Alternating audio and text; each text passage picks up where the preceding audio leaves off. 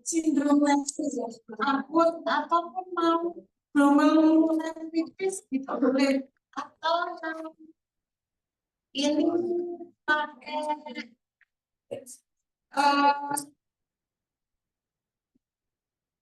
sindrom pasca alergi, pasca infeksi itu juga boleh. Tapi kalau saya baca makalahnya di Repota juga kadang nyebutnya nefritik akut, kadang sindrom nefrotik gitu. Takutnya yang namanya itu sebenarnya nefrotik, gitu. Sindrom nefrotik yang sudah dibahas oleh kelompok yang pertama. Gitu. Ya nanti kalau dilihat kembali, karena kan dasarnya berbeda ya, karena ini lebih karena proses infeksi ya. Kalau kita ngomong SMA ya, ada bronkiolitis, ada peradangan. Makanya di kasusnya saya cek kasusnya nggak salah karena di situ ada riwayat demam, batuk, pilek. Nah itu kan di ini diasumsikan ada infeksi streptococcusnya yang dia menyebabkan kerusakan atau peradangan pada ginjalnya. Ya, PNL-nya adalah memperbaiki makalahnya karena itu nanti akan dibaca oleh semua anggota kelas REK 3 dan REK 4. Ya, fokus pada sindrom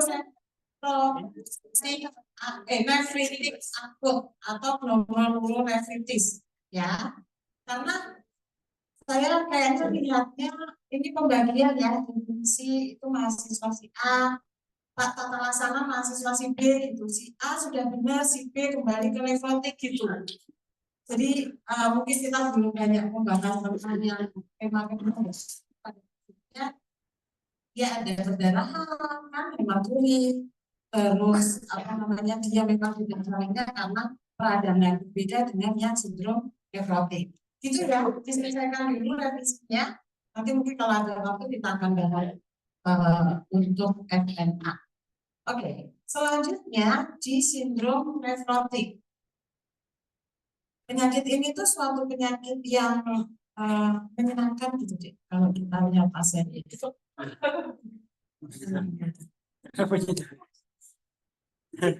Karena dia gendut, bengkak, imut-imut, gendut gak kurus-kurus gitu ya, tergantung kita intervensinya. Dan kebanyakan pasien ini tidak ditemukan sejak awal gitu. Jadi orang tua itu menemukan itu ketika dia sudah edemanya sudah anafarka gitu ya. Tapi kalau dia cuma masih misal di periorbital gitu aja ya, terus penambahan berat badan itu nggak signifikan dikenali bahwa oh iya anakku ada bengkak deh kayaknya. Nah ini biasanya orang tua yang kecolongan ada di sini. Kalau untuk RP kayaknya sudah oke ya, dan ini suatu penyakit lama, buku-buku mungkin dan artikelnya kan juga artikel lama gitu ya, dan perkembangan penyakit ini tidak banyak, tidak terus ditemukan hal yang baru, ini enggak, ya wis kayak gitu aja dari zaman dulu sampai sekarang. Nah, yang ini saya diskusikan adalah terkait dengan asal keperawatannya. Tadi yang diangkat adalah hipervolemi, resiko kurang pengetahuan, sama resiko defisit. Tapi resiko apa? Enggak, sudah aktual ya. Tapi kalau kelompok N4 resiko ya. Nah, itu dalam ditanyain kenapa sih aktual kesana jadi resiko. Nah, silakan dijawab. Ya Pak, saya mengerjakan. Kenapa kok kasusnya sama, yang satu jadi aktual, yang satu jadi resiko?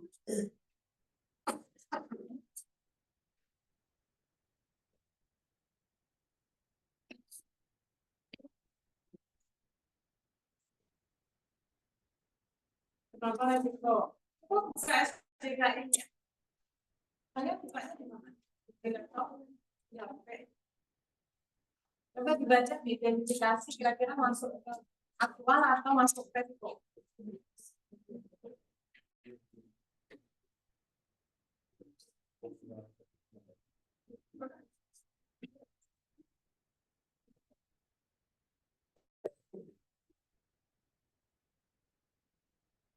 Nah, ini kayaknya PR untuk kelompok yang lain, silakan mencari definisi kriteria dari aktualnya defisit nutrisi sama risiko.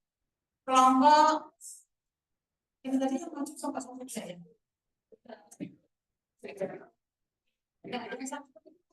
Kelompok 2, berarti tugas kelompok 3 dan 4 di masing-masing kelas silakan mencari itu sama risiko defisit. Nah, karena dua kelompok ini tidak tantangan.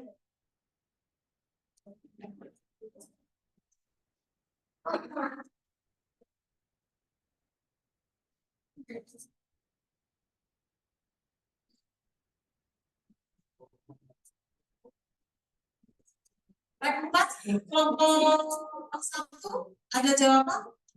Kenapa resiko?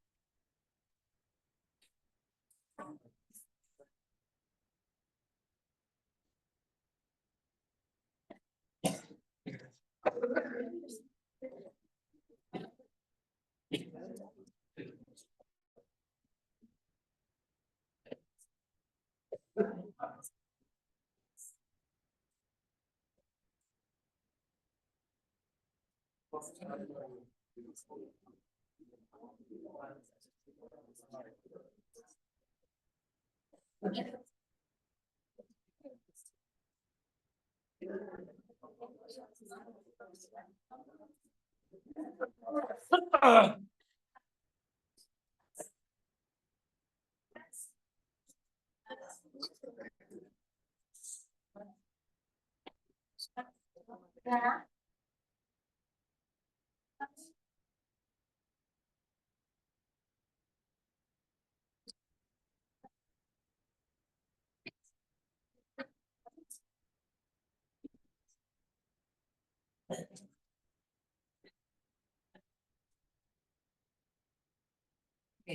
Kalau dilihat itu yang bawa Pak Nanda.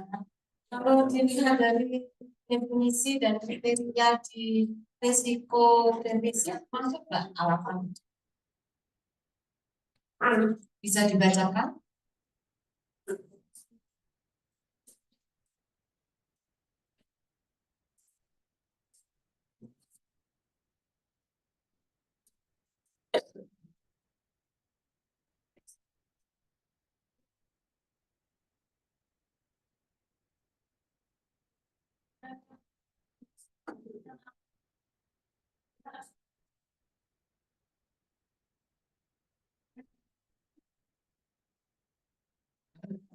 Oke, kalau satu kata itu sudah cukup.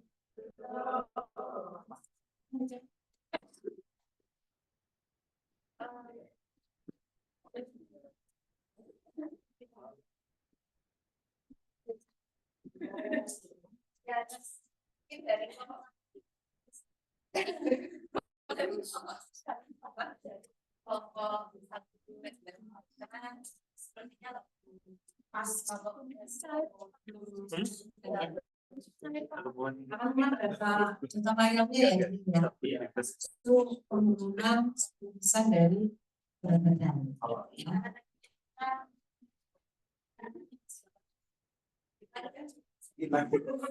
Sedikit lagi. Oke, itu yang pertama. Yang kedua, pengetahuan sampai juga ya. Yang kedua adalah ya sama juga. Asap iya tuh Pak. Tadi ada masukan ya terkait manajemennya ya, intervensinya ya. Oke. Nanti tolong dilengkapi ya kelompok ini. Nah, pertanyaan saya, fokus kalau saya bayangkan ya yang tadi dipresentasikan itu, fokusnya adalah mengatasi hipervoluminya. Ya. Intervensi kalian pemantauan cairan. Berarti membatasi tadi ya intake-nya, terus TTP-nya itu ya. Ada penggunaan diuretik nggak?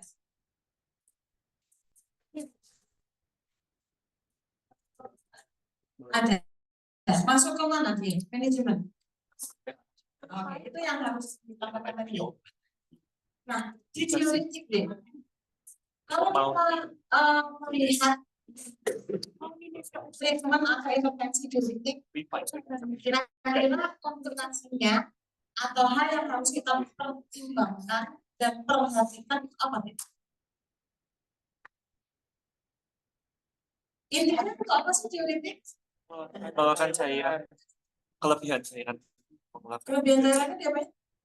Dikeluarkan melalui melalui. Jadi kita memberikan obat untuk mengeluarkan cairan yang ada di dalam tubuh. Ya. Apakah kita hanya berfokus pada bagaimana kita bisa mengeluarkan cairan itu? Cairan itu akan ada di mana?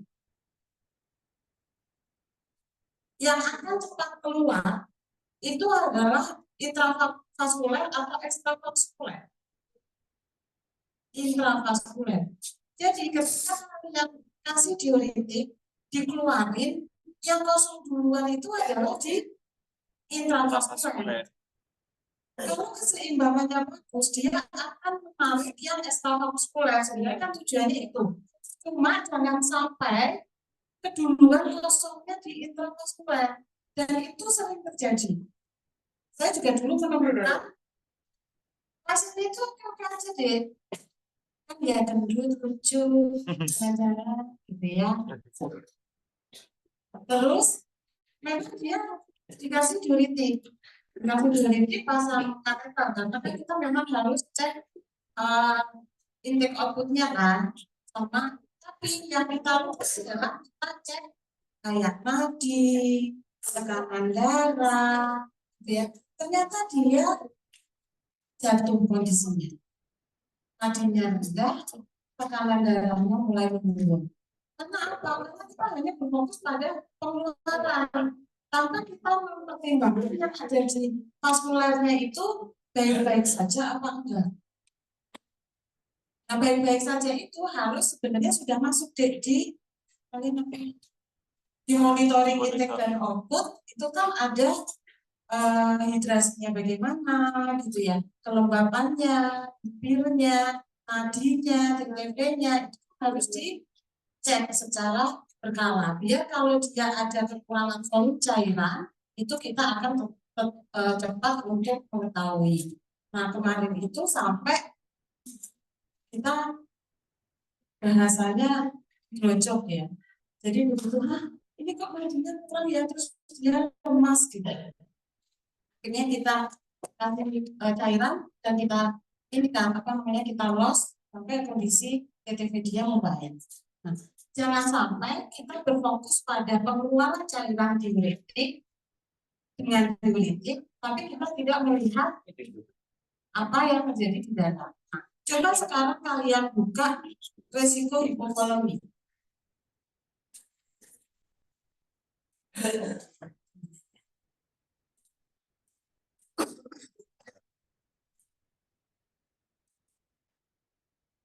Resiko hipovolemi di faktor resiko.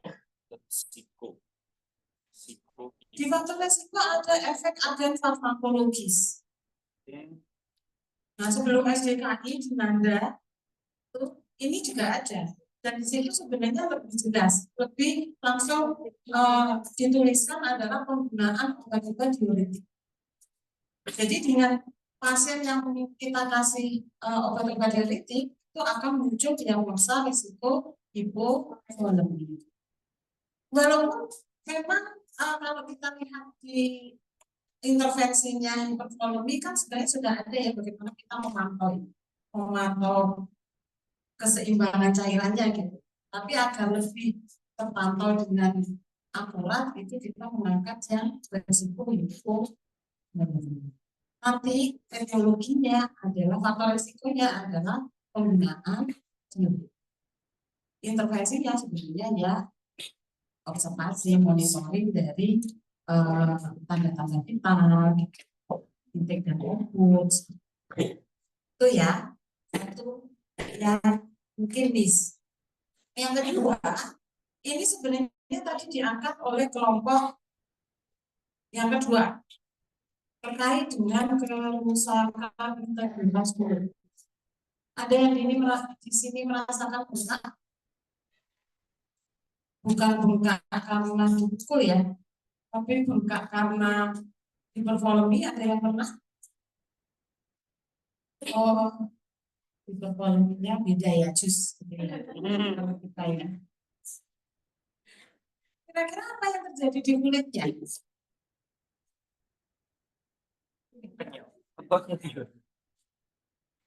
Terjadi peregangan enggak? Iya. Jangan. Dan habis itu kalau kita berfokus pada pengeluaran, kan ada kering juga. Nah itu biasanya mudah sekali untuk luka, dan itu yang harus kita kasih intervensinya kalau di rumah sakit ya, itu kita kasih lagi.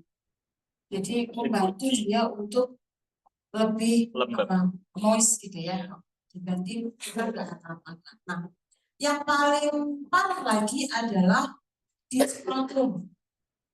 Di skrotum itu sebenarnya bisa sampai cedera. Untuk edema-edema yang berat, itu skrotum kita kasih bantalan. Jadi tidak boleh dalam posisi menggantung. Kalaupun tidur terlentang itu kan skrotum tetap menggantung ya. Nah itu di bawahnya harus dikasih bantalan. Karena cairan juga akan dikumpul di situ dan dia bisa pecah juga. Karena tekan juga. Jadi edema anasarka yang sesungguhnya itu yang kita bisa lihat di anak-anak ini. Dan dari hari ke hari itu tidak bisa langsung yang misal hari ini anasarka terus besok jadi fulus langsing lagi, enggak. Prosesnya lama sekali walaupun kita sudah pakai diuretik dan kortikosteroid. Nah kortikosteroidnya kan ada yang resisten, ada yang enggak gitu ya. Nah kalau yang dia masih oke, itu lumayan cepat untuk penyembuhannya. Dan dia kan kalau kita pakai kortikosteroid itu kan ada taperingnya ya, penurunan pelan-pelan dari dosis yang diberikan. Makanya anak-anak ini biasanya relatif lama untuk di rumah sakit karena selain memperbaiki kondisi, tapering dari kortikosteroidnya itu juga cukup lama. Itu ya, jadi ada gangguan integritas kulit itu harus diperhatikan karena nanti kalau sudah kering pecah-pecah itu kan tambah gatal. Nah itu nanti akan ganggu dan luka-luka. Dan sebenarnya satu lagi, jadi itu saja di LP-nya harusnya ya. Bed rest. Nah, dia dalam kondisi edema anasarka itu tidak boleh aktivitas jalan-jalan. Jadi dia masih di tempat tidur gitu. Untuk ya anasarkanya itu biar tidak cedera.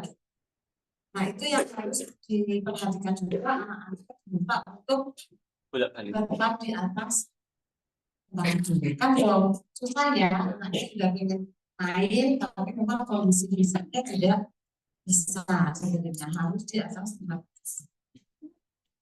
Itu aja kalau untuk sindrom nefrotik ya. Jadi ada beberapa tambahan diagnosis untuk penyakit kulit, untuk risiko hipertensi, dan kalau biasanya apa ya? Dicari kan diagnosanya yang pas ya, yang itu diagnosisnya. Untuk kompensasi masuk ke ya kalau dibaca diagnosisnya ya. Oke. Itu saja kayaknya untuk sindrom nefrotik. Untuk global nefrotik saya percaya nanti katakanlah dari sumber yang terpercaya dan yang sesuai dengan topik. Jadi nanti ketika sudah jadi itu bisa dibaca oleh teman-teman semua dan keluar saat ujian. Jadi kalian yang membuat, saya yang membuat soalnya. Ya, oke. Ada pertanyaan sama sini? Cukup, kita sudahi saja.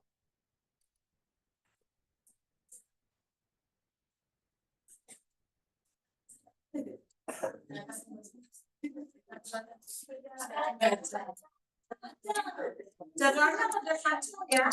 Iya. Karena begini kalau misalnya di gabung-gabung ini, ya kayak kemarin juga. Ternyata mahasiswanya ready, kelasnya nggak ada. Jadi ya, Jadi nggak jadi. terus diajak bisu, saya makan siang bisu. Nggak tahu ada penyesuaian lah ya. Oke, terima kasih untuk hari ini. Kita akan ketemu minggu depan. Nanti kayaknya, oke, mengucap terima kasih. Ya.